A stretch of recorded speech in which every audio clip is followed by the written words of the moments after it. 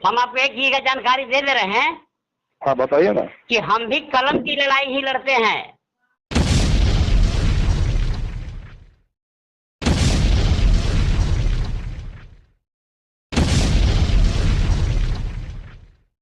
कि हम भी कलम की लड़ाई ही लड़ते हैं। हम समझ रहे हैं आपको, हम जानते हैं आपको हम। इसलिए आप इसमें भलाई इसी में है संगठन का कि हम्म। हमको जवाब सही ढंग से दे दीजिए। आप ठीक है, लोग जवाब मिल डीसी जाएगा। को कंप्लेन करने का गलती कर चुके हैं, ठीक है। ठीक है। आप लोग डीसी को कंप्लेन करने का गलती कर चुके हैं और हम अच्छा। आज मानवाधिकार में करीब 6-7 साल से हैं। और मानवाधिकार के लिए हम कितना काम किए हैं इसका मेरे पास डॉक्यूमेंट रखा हुआ है। आप किस डॉक्यूमेंट के आधार पर बर्खास्त किए, किस डॉक्यूमेंट के आधार पर कंप्लेन किए, कंप्लेनर कौन है, आप ठीक है, मेरा आपका प्रैक्टिकल क्यों नहीं लिए, इसका सब इसका जवाब दीजिएगा आप, ठीक है। आपको जवाब चाहिए ना, मिल जाएगा। बात करते हैं, ठीक है, आपसे बात करेंगे बाद में। हाँ ठीक है। यह मधुर मिलन है अंतर्राष्ट्रीय मानवाधिकार एसोसिएशन के झारखंड प्रदेश अध्यक्ष अरविंद कुमार का और अंतर्राष्ट्रीय मानवाधिकार एसोसिएशन के ही झारखंड प्रदेश मीडिया प्रभारी दिनेश चंद्र शर्मा का। विषय है मूर्खता में गोल्ड मेडल प्राप्त अंतर्राष्ट्रीय मानवाधिकार एसोसिएशन के झारखंड प्रदेश अध्यक्ष अरविंद कुमार द्वारा प्रदेश स्तरीय किसी अधिकारी की बर्खास्तगी के लिए अनिवार्य कानूनी प्रक्रियाओं की अनदेखी करते हुए अंतर्राष्ट्रीय मानवाधिकार एसोसिएशन के ही झारखंड प्रदेश मीडिया प्रभारी दिनेश चंद्र शर्मा की बर्खास्तगी का और दिनेश चंद्र शर्मा पर लगाए गए कुछ झूठे आरोपों को आधार मानकर दिनेश चंद्र शर्मा पर एफआईआर दर्ज कर कार्रवाई करने के लिए उपायुक्त धनबाद और वरीय पुलिस अधीक्षक धनबाद को दिए गए आवेदन का। अंतर्राष्ट्रीय मानवाधिकार एसोसिएशन पत्रांक 21/24 दिनांक 17/7/24 सेवा में श्रीमान उपायुक्त महोदय धनबाद, मंडल रेल प्रबंधक महोदय, पूर्व मध्य रेल धनबाद। विषय दिनेश चंद्र शर्मा पिता स्वर्गीय भीम प्रसाद शर्मा का हमारे एसोसिएशन से निष्कासन एवं अपने पद एवं हमारे अंतर्राष्ट्रीय एसोसिएशन की छवि का दुरुपयोग तथा धूमिल करने के विरुद्ध उचित कार्रवाई करने हेतु आवेदन। महाशय, सविनय निवेदन पूर्वक कहना है कि मैं अरविंद कुमार साहब एवं थाना बरियातू, जिला रांची, झारखंड अंतर्राष्ट्रीय मानवाधिकार एसोसिएशन का प्रदेश अध्यक्ष हूँ। श्रीमान दिनेश चंद्र शर्मा पिता स्वर्गीय भीम प्रसाद शर्मा, उम्र लगभग 67 वर्ष, साकिन गांधी रोड, पोस्ट धनबाद, थाना धनसार, जिला धनबाद, झारखंड में किराए के मकान में रहते हैं। मूल रूप से ये आरा बिहार के रहने वाले हैं। दिनेश चंद्र शर्मा हमारे अंतर्राष्ट्रीय मानवाधिकार एसोसिएशन में प्रदेश मीडिया सचिव के पद पर मनोनीत किए गए थे। इनका हमारे एसोसिएशन से निर्गत पहचान पत्र संख्या AMA 18637 है। इनका सदस्यता वर्ष 2022 मार्च तक थी। वर्ष 2022 जनवरी में इन्हें इनके पद से निष्कासित किया जा चुका है। वर्ष 2022 जनवरी से लेकर अब तक हमारे एसोसिएशन से इनके नाम के से कोई भी किसी भी प्रकार का पहचान पत्र निर्गत नहीं किया गया है। मुझे सूचना मिली है कि कथित दिनेश चंद्र शर्मा हमारे एसोसिएशन के नाम से फर्जी पहचान पत्र बनवाकर इसका दुरुपयोग कर रहे हैं। इन्हें मैंने बतौर हमारे एसोसिएशन के प्रदेश अध्यक्ष की हैसियत से बहुत पहले ही मना किया था कि हमारे एसोसिएशन का नाम लेटर पैड का अब ये प्रयोग नहीं कर सकते हैं, लेकिन वर्तमान में ये दिनेश चंद्र शर्मा हमारे एसोसिएशन के नाम का लेटर पैड भी छपवाकर दुरुपयोग कर रहे हैं। हमारे एसोसिएशन के राष्ट्रीय कमेटी के पदाधिकारियों के द्वारा भी इन्हें सख्त हिदायत दिया जा चुका है कि हमारे एसोसिएशन के नाम का लेटर पैड का प्रयोग नहीं करें, परंतु ये नहीं मानते हैं।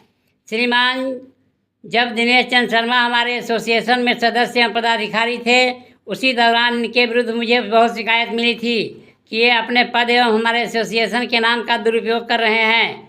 अपने पद का दुरुपयोग हमारे एसोसिएशन के पदाधिकारी एवं सदस्यों के विरुद्ध भी अनावश्यक रूप से करते रहते हैं। इनके अलावे अन्य लोगों को परेशान करने, डराने धमकाने की बुरी नीयत से भी अपने पद एवं हमारे एसोसिएशन के नाम का दुरुपयोग किया करते थे। इसी कारण इन्हें हमारे एसोसिएशन से वर्ष 2022 जनवरी में इनके सभी पदों से, सभी कार्यों में एसोसिएशन की सदस्यता से विमुक्त किया गया था। श्रीमान, प्राप्त जानकारी के अनुसार कथित दिनेश चंद्र शर्मा हमारे एसोसिएशन के नाम से फर्जी लेटर पैड और पहचान पत्र छपवाकर हमारे एसोसिएशन के भूतपूर्व सदस्य, सरकारी विभाग के अधिकारी और अन्य लोगों को परेशान करने एवं धमकाने के लिए कर रहे हैं। हमारे एसोसिएशन के नाम पर तथा सूचना के अनुसार यूट्यूब चैनल के माध्यम से पत्रकारिता करते हैं जो मान्यता प्राप्त नहीं है और इसका प्रयोग कर जनता से अवैध वसूली उगाही करते हैं। अतः श्रीमान से नम्रतापूर्वक कहना है कि इनके विरुद्ध शिकायत दर्ज कर शीघ्र से शीघ्र उचित कानूनी कार्रवाई करने की कृपा की जाए। इसके लिए श्रीमान का सदा आभारी रहूँगा। धन्यवाद। संलग्न दिनेश चंद्र शर्मा का निष्कासन पत्र एवं ID कार्ड की छाया प्रतिलिपि वरीय पुलिस अधीक्षक महोदय धनबाद, वरीय समादेष्टा RPF धनबाद, कार्य निरीक्षक 1 पूर्व मध्य रेल धनबाद। आपका विश्वासी अरविंद कुमार, प्रदेश अध्यक्ष झारखंड। अंतर्राष्ट्रीय मानवाधिकार एसोसिएशन के झारखंड प्रदेश के मीडिया प्रभारी दिनेश चंद्र शर्मा के बर्खास्तगी के इस लेटर की विशेषता यह है कि इस लेटर में दिनेश चंद्र शर्मा को 31 जनवरी सन 2022 में ही बर्खास्त दर्शाया गया है, पर दिनेश चंद्र शर्मा के बर्खास्तगी के इस लेटर का घूंघट 17 जुलाई सन 2024 को उठाया गया है। अब प्रश्न यह है कि दिनेश चंद्र शर्मा को जब 31 जनवरी सन 2022 में ही बर्खास्त कर दिया गया था तो बर्खास्तगी के इस लेटर का घूंघट 17 जुलाई सन 2024 को क्यों उठाया गया? 31 जुलाई सन 2022 को ही क्यों नहीं उठाया गया? क्या उस समय दुल्हन नाबालिग थी, कमसीन थी या अपना प्यार अपने यार पर लुटा रही थी? दुल्हन अगर नाबालिग भी थी तो घूंघट उठाने से और दूल्हे को मुंह दिखाने से क्या बन बिगड़ जाता? बाजा बज ही गया था, दुल्हन ने बारात देख ही लिया था।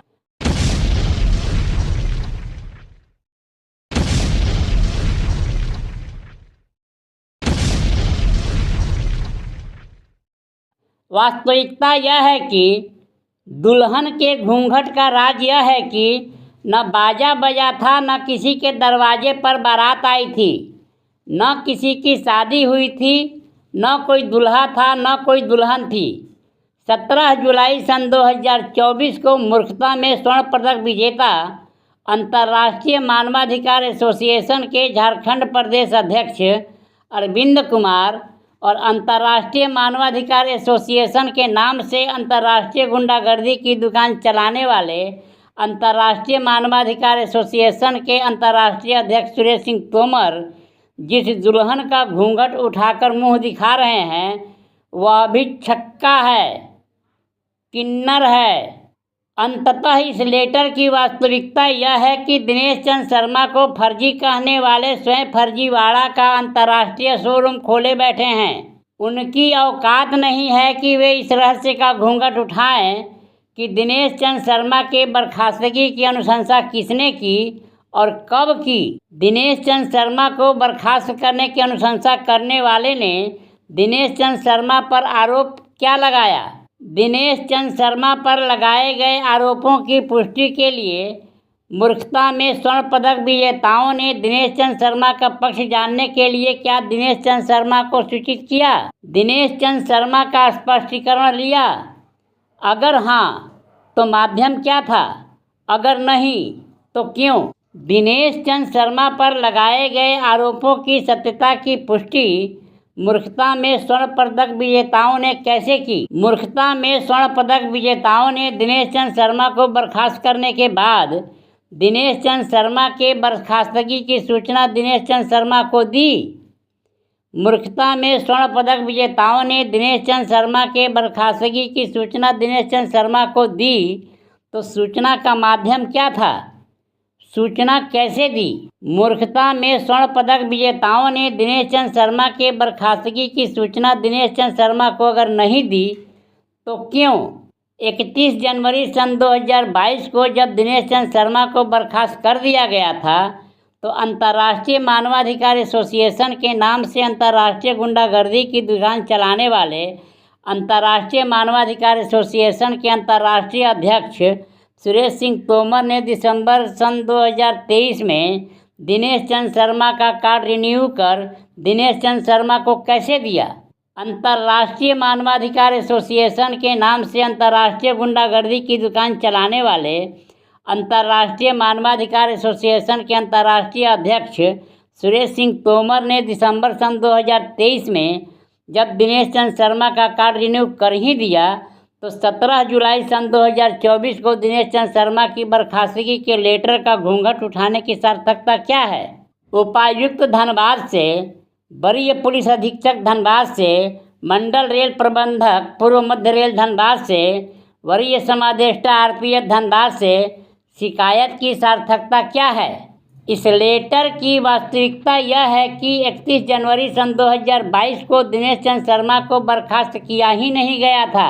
यह लेटर मात्र अंतर्राष्ट्रीय मानवाधिकार एसोसिएशन के झारखंड के प्रदेश अध्यक्ष मूर्खता में स्वर्ण पदक विजेता अरविंद कुमार की मूर्खता का परिणाम है, जिन्हें पता ही नहीं था कि अंतर्राष्ट्रीय मानवाधिकार एसोसिएशन के नाम से अंतर्राष्ट्रीय गुंडागर्दी की दुकान चलाने वाले अंतर्राष्ट्रीय मानवाधिकार एसोसिएशन के अंतर्राष्ट्रीय अध्यक्ष सुरेश सिंह तोमर ने दिसंबर सन 2023 में ही दिनेश चंद्र शर्मा का कार्ड रिन्यू कर दिनेश चंद्र शर्मा को दे दिया था। कहते हैं हाथ कंगन को आरसी क्या और पढ़े लिखे को फारसी क्या, प्रत्यक्षम किम प्रमाणम, प्रत्यक्ष को प्रमाण की आवश्यकता नहीं होती। लीजिए आप भी सुनिए पूरे घटनाक्रम को। मैं देखिए बता जाता है, हम आपके विषय में जब हम जानकारी प्राप्त किए पूरा ना, हाँ, तब मुझे लगा कि नहीं हम लोग मैंने एक अच्छे व्यक्ति आप हैं, आपने अच्छा काम किया है। मैं बैकग्राउंड मैं बता रहा हूँ, मैंने आपके विषय में पूरा मैंने रिसर्च किया, मैं उसके बाद की बात बता रहा हूँ। 2-3 बार लोग मुझे बताया गया कि नहीं वो शर्मा जी लोगों को अपना उनका आई कार्ड का जो टाइम था वो निरस्त हो गया था। उसके बाद वो फर्जी आई कार्ड बनाए हैं कि क्या किए हैं, उसका मुझे कोई आइडिया नहीं है। आप क्या किए भैया, मुझे इसका कोई आइडिया नहीं है। बताइए। फर्जी तो नहीं था सर, वो तो हम ही ला के दिए थे, लेकिन वैलिडिटी हम नहीं याद है कि कब का था। तो बताइए, जब आप ला के दिए हैं तो फर्जी कहाँ हुआ? जी, तो विकास भैया मैं आपसे वादा मैं कर रहा हूँ, मैं समझ गया ना। जी, जी, जो व्यक्ति मुझे लिखित दिया है कि शर्मा जी का कार्ड फर्जी था कुछ किया, मैं कसम खा के बोल रहा हूँ उस व्यक्ति पर मैं FIR करूंगा। हाँ, लेकिन वैलिडिटी जानने के बाद।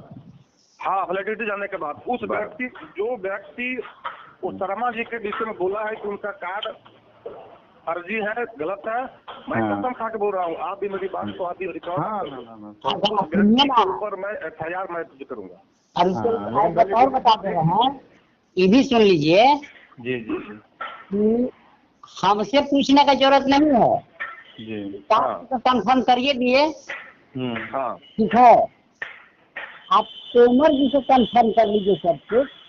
कंफर्म देखिए भैया, आप अपना हमको आई कार्ड का व्हाट्सएप भेज दीजिए, ठीक है।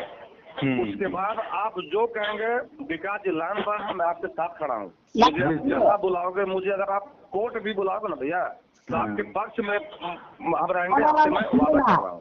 कोर्ट वोट हम नहीं जानते हैं, हम एग्जाम्पल की बात कर रहे हैं हम, देखिए एग्जाम्पल की बात, हम आपको देखिए होगा नहीं, मेरा सुनिए कार्ड जो शर्मा भैया मेरा बात एक बार सुना जाए, मेरा सुनिए ना एक बार, ठीक है।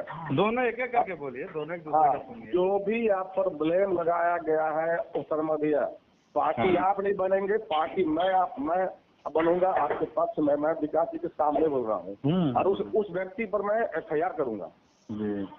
अगर मैं उसको बर्बाद नहीं तो कर दिया मेरा भी नाम नहीं, आप देख लीजिए। अच्छा, लेकिन वैलिडिटी देख लीजिए उसके बाद देखिए। लेकिन आपका जो आई कार्ड है मुझे आप वो व्हाट्सएप भेजिए। हाँ, पहले आई कार्ड जो है ना, आपका जो रिकॉर्ड है आप तोमर जी को बोलिए। रिकॉर्ड की बात अब छोड़िए ना सर, आपके पास आई कार्ड है ना सर, हमको दिक्कत है। हम बहुत सिस्टमेटिक नहीं करते हैं, मेरा जो तरीका है ना, हम दिन रात वकीले के बीच में बैठते हैं।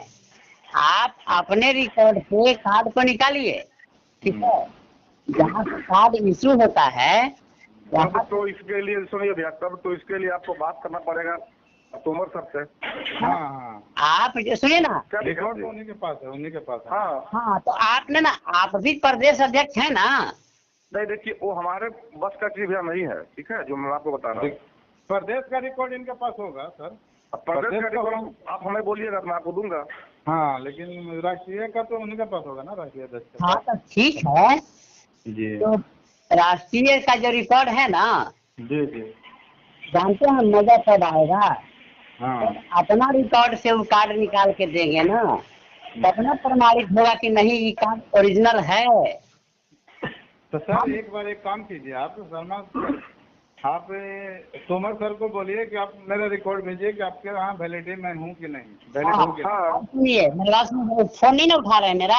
नहीं तो मैं आपको नंबर देता हूँ, उनके प्रभारी का नंबर देता हूँ वहाँ का, हाँ एक है मेरे काम पास, देता हूँ मैं। कीजिए, प्रभारी से बात है ना।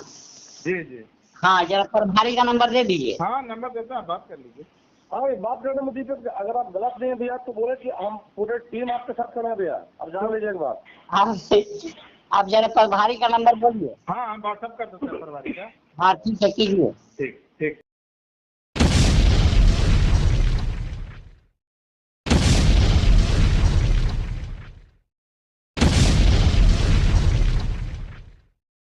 मानवाधिकार संगठन अर्थात एक ऐसा संगठन जो मानव हित में न्याय और अन्याय की परिभाषा को परिभाषित करता हो, एक ऐसा संगठन जो मानव के अधिकारों की रक्षा की गारंटी लेता हो, एक ऐसा संगठन जो मानव के अधिकार की रक्षा के लिए समर्पित हो।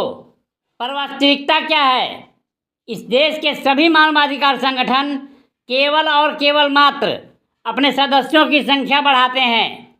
सदस्यता शुल्क के नाम पर 1100, 2100, 2500, 3500 की वसूली करते हैं। सीधे साधे भोले भाले लोगों को कानून का भय दिखाकर कभी रंगदारी के रूप में, कभी चंदे के रूप में उनसे मोटी रकम वसूलते हैं और अपना उल्लू सीधा करते हैं। ये मानवाधिकार संगठन मानव के अधिकार की कोई बात नहीं करते, मानव के हित के लिए कोई कार्य नहीं करते, केवल और केवल मात्र अपनी गुंडागर्दी की दुकान चलाते हैं। अंतर्राष्ट्रीय मानवाधिकार एसोसिएशन का अंतर्राष्ट्रीय अध्यक्ष सुरेश सिंह तोमर यहाँ स्पष्ट कह रहा है कि कह दीजिए कि मैं बेईमानी कर गया। आप भी सुन लीजिए। हेलो। हाँ नमस्कार। हाँ शर्मा जी नमस्कार। हाँ, हम सिर्फ 2 विषय पर बात करने के लिए फोन किए थे। शाम को बात करिएगा, इस समय किसी विषय पे बात न करिए प्रभु। सुनिए ना प्रभु, मेरा बात सुनिए ना पहले, क्योंकि गंभीर मामला है इसलिए हमको कहना पड़ रहा है। हमको बताइए। गंभीर मामला यही है कि जैसे ये जो जयलाल हांसदा का 5 साल पहले पैसा हम दिए थे, सुरेश का पैसा 5 साल पहले दिए थे, 3 साल हो 5 साल पहले दिए थे, 5 साल का हिसाब रखेंगे क्या? अच्छा तो ये बताइए तो लोग का कटवा जब आप नहीं दीजिएगा तो हम लोग क्या जवाब देंगे? ये बताइए कि जो है जहाँ आप हैं वहाँ कुछ करने की पोजीशन में है ना कार्ड लेके खुद आ जाएंगे। बताइए कब लेके आना है? कब लेके आना है? केवल हम कार्ड देने की एजेंसी हैं क्या? हम केवल कार्ड देने की एजेंसी हैं क्या? ना कार्ड देने की एजेंसी नहीं है, तो हम जिसका पैसा भेजे हैं तो उस कार्ड का हमसे डिमांड करेगा तो हमको उसका जवाब देना होगा ना। 5 साल पहले कार्ड दिए थे, 5 साल के बाद आज डिमांड नहीं, करोगे? आप कार्ड दिए ही नहीं। हाँ तो नहीं दिए तो बेईमानी कर गए। हाँ तो नहीं दिए तो बेईमानी कर गए। चलिए शाम को। हाँ तो नहीं दिए तो बेईमानी कर गए। चलिए। दिए ही नहीं। हाँ तो नहीं दिए तो बेईमानी कर गए। चलिए शाम को बात करिएगा। नहीं सुनिए, एक बात और बात सुन लीजिए ना, जिस कार्ड का पैसा हम आपको दिए थे खोरी में हम अपना रिन्यू कर लेते हैं। आराम से शाम को बात करना 5 बजे। सुनिए ना, पहले बात करते रहिएगा ना, बात में तेरा बात सुनिए पहले।